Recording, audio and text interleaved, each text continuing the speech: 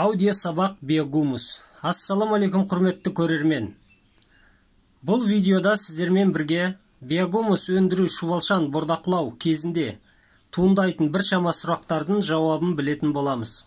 Бұл видеода биогумус бизнесіне қызығып жүрген адамдарға немесе енді бастаған кісілерге өте пайдалы ақпараттар, кеңестер айтылған.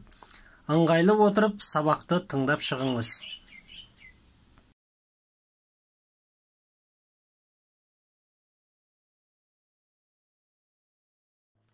Әбеке, таза жылқының көні қиын болады. Жазда жылқының көні қызуға бейім болады да. Қызып кете береді, құрғап қала береді. Сондай болып келеді. Ең жақсы сиыр ғой, сиырда әрі компоненттер өте көп болады да. Макро және микроэлементтерге байырақ болады басқаларға қарағанда. Осы сиыр, бірінші сиырды ойлайсыздар да, жылқының көнін қоссам бола ма деп сұрау керек болады. Жылқының көні бола ма, сиырды асылып қосу керек па деген сұрақ дұрыс емес.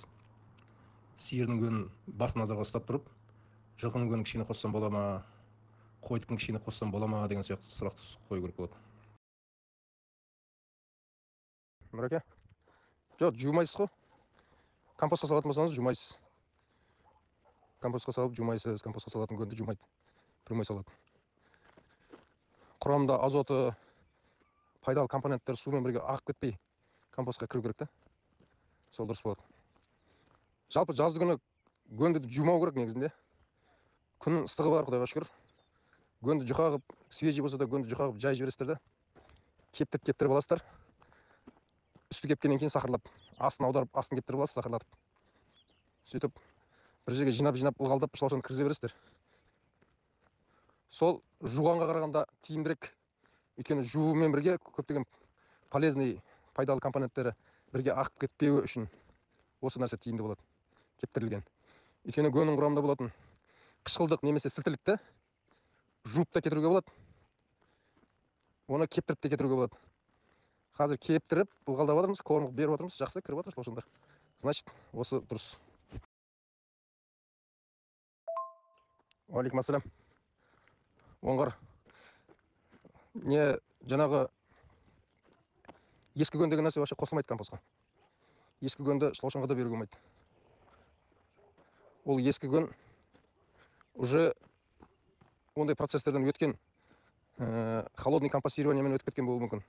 Оның құрамында сорняк, олар өлмейді одан. Сосын ескі гөнді шылаушан жемейді. Өйткені гумус өндіретін жәндік гумус жемейді. Сол себепті оны ескі гөнді жолатпаған дұрыс. Вообще шылаушан ескі гөнді жолатпау керек. Бұрын 1,5 жыл деп айтушы едік, қазір 1 жыл деп айтып отырмыз. Лажы болса 1 жылға да жеткізбеу керек. Даже свежий гөнді күн ыстықта жай жіберіп, кептіріп алсаңыздар, тіпті керемет болады. Қазір возможность барда свежий гөнді әкеліңіздер да, көп болса погрузчикпен жай жіберіңіздер. Қайттан погрузчикпен жинап, бір жағына аударып жіберіңіздер. Жалпы күнге кептіріп алсаңыздар, құрамындағы кислотно-щелочный баланстар бәрі нормализация етіп, pH бейтараптанып, жақсы болып қалады. Сөйтіп жинап қоясыздар. Ертең қысты күні бола ма, алдарыңызда келетін, сол кезде жуып әуре болмастарыңыз үшін осы кезден дайындық жасап, свежий гөнді сақылатып, кептіріп алып, жинап қоятын болсаңыздар,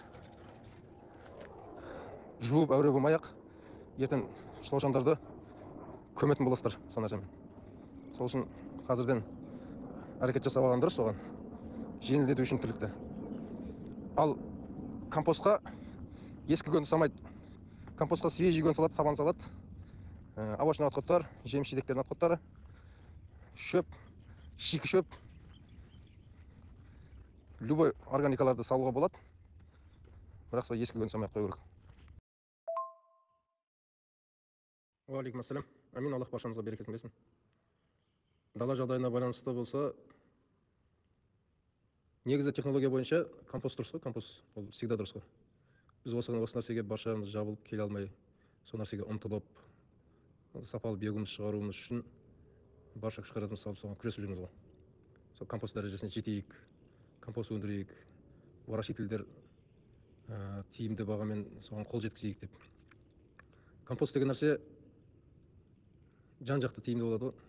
жазды күні қазір гөн салсаңыз гөн қызып кетеді. Ол бір болатын болса, екінші мәселе гөннің құрамында жаңағы зиянды компоненттер бар дедік. Атап айтқанда яйца гельминтов, семена сорняков, грибков аурулар бар. Қазақшада яйца гельминтов әртүрлі құрттардың жұмыртқалары гельминт тұқымдары деп айтады. Семена сорняков арамшөптің ұрықтары, грибков аурулар деген самыраулы аурулар. Осы үш түрлі зиянды компоненттер 55 пен 70 градустан қыздырған кезде өледі. Сөйтіп соларды өлтіріп тұрып шылаушанға салатын болсақ, шылаушандар оны биогумусқа айналдыратын болса, өте сапалы жағдайда биогумус өніп шығады. Сол биогумус ертең сорнягі шықпайды, сенімді боласыз. Шетелге экспортқа шығаратын болсаңыз да, диқандарға сататын болсаңыз да, бау-бақша, тендер айналысатын абаттандыру мәселелеріне сататын болсаңыз да, кез келген жерде сенімді боласыз.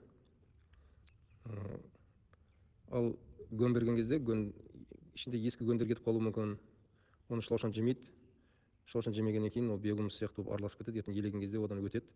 Сосын биогумустың ішінде сонда ескі гөндердің жағдайы қалыптасқан кезде, сол кезде ол жетістігін беріп арамшөп қаптап кетеді. Сосын клиент недоволен болады, сізге әңгіме айта бастайды, биогумустың абыройы жайлап түсе бастайды деген мәселелер қамти береді. Сол себепті біз компостпен өндіретін болсақ, ол өте сапалы, сондай сенімді болған халде біз оны тиісті орындарға сата аламыз. Сол себепті компост дұрыс, қай жағынан болсын компост дұрыс. Ол бір процесс ферментациядан өткен нәрсені айтады компост деп. Ферментациядан өткеннен кейін ол қызуға жол бере бермейді. Алейкум ассалам ва рахматуллахи ва баракатух. Жөке, қыс мезгілінде де компостты тастай беруге болады, егер де сіз сол грядканың астына жаңағы жылқының свежий гөнінен 50 см биіктікте 50 см жылқының гөнінен тастап жүретін болсаңыз, соның үстіне компост салатын болсаңыз, жылқының гөні сіздің компостыңыз үшін отопление қызметін атқаратын болса, ол да болады. Бүйтіп істеуге де болады. Сосын сабанға гөн қоспай ақ істей беруге бола ма дейсіз ба?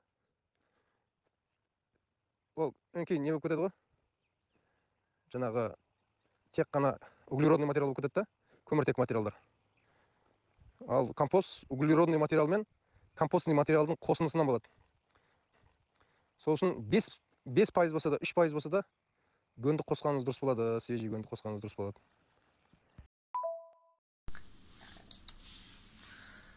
Видео пайдалы болды деп есептесеңіз, лайк басыңыз. Комментарияға өз ойларыңызды, сұрақтарыңызды жазып өтсеңіз болады. Міндетті түрде жауап беремін. Шуалшан 0-ден каналымызға тіркеліп қоюды ұмытпаңыз. Сіздер үшін тек қана пайдалы ақпарат. Күндеріңіз сәтті өтсін, сау саламат болыңыздар.